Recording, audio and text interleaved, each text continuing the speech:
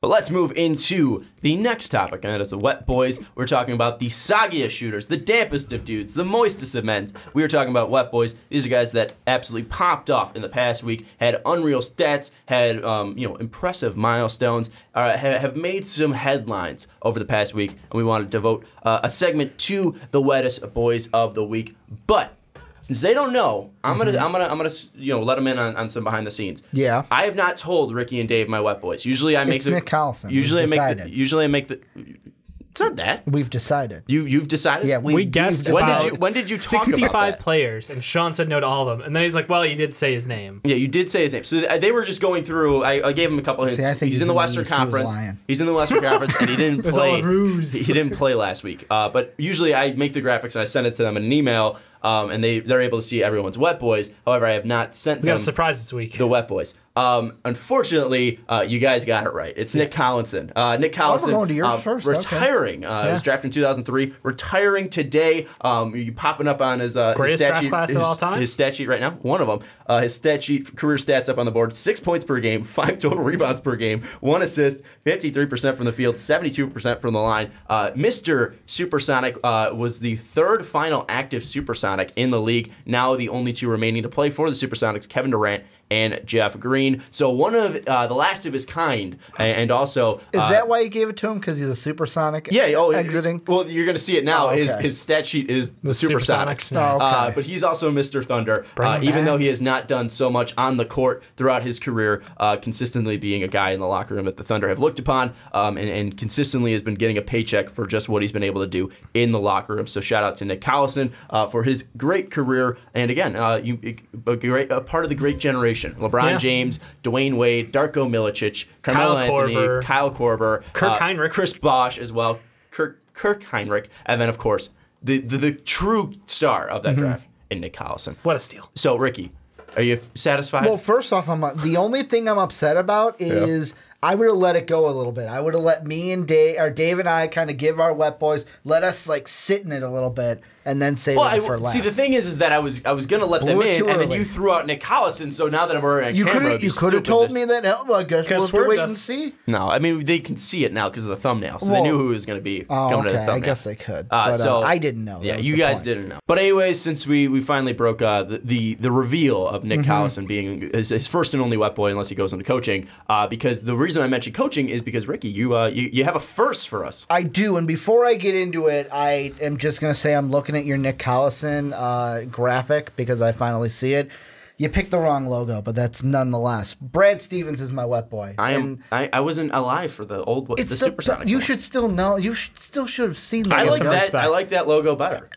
You're just wrong then. That's fine. I like that logo better. It's okay. But Brad Stevens is my Wet Boy, and the reason being is Brad, you might not have gotten a Coach of the Year vote, but you're still the best coach to me right now. And when we get to our player rankings, I'm going to say right now, it's probably going to go Brad Stevens, Steve Kerr, Coach Popovich. That's probably how they're going to go. Because Brad Stevens has been showing in these playoffs, especially this week, that he is the best coach in the NBA by far. Loses 2 stars, still gets to the Eastern Conference Finals. Yeah, he trusted the process of elimination this week.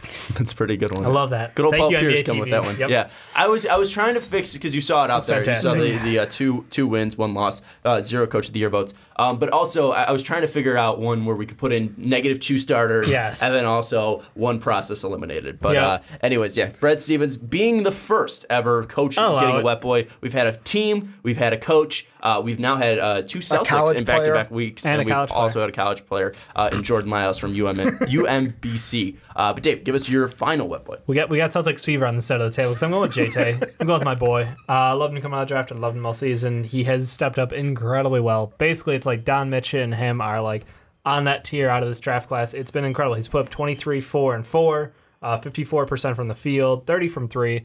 It hasn't been incredible from 3, but to be fair, like he is playing at such an elevated level, and I think he's like set some record for being a rookie, scoring 20 points in 5 consecutive games.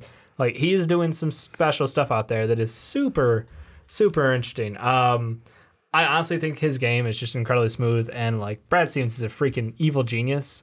Like for how he gets this team to play together. Like I don't understand how he takes a bunch of young players, slaps it all together, turns them into a weirdly well processing machine, and outprocesses the process. It was absolutely fantastic. I mean, he's a magician out there. Yeah. What he's able to do. I will say, though, watching JT's game and me throwing out the player comp back before he came into the league, saying Carmelo Anthony, seeing his game, I'm pretty proud of that one. Right. We like on the fast break whenever we're right, Whenever we're right, we like bragging about it. Yeah. I felt pretty damn good about it back then, and I feel pretty damn good about it now. I think he might be a little bit better defensively than Carmelo, maybe a little bit worse of a creator, but still close enough. Right? He is still something special. I mean, a little bit of a shrug. We got enough. Is that true though that he's the only player to ever Not score? the only. Okay. But it's him. I think Don. Yeah, did Don it Mitch a little had. bit. What's it called? I think he had 7 straight games of 20 the points. thing that Yeah. I'm thinking So is, it puts him in an elite club. did Don Mitch ever get a wet boy this playoff? I don't think he has. This playoff, no, but he got one. He got this him in year. the season? Yeah. Okay. I think I gave him one. Because like when Dave brought up Jay, I'm like, man, Don Mitch hasn't gotten one this playoffs, and he played pretty good this I playoffs. think Ben did. I think Don Mitch did, and Lonzo did from you. Well, Lonzo, yeah. I had to throw one out for the ball. Markkinen did as well.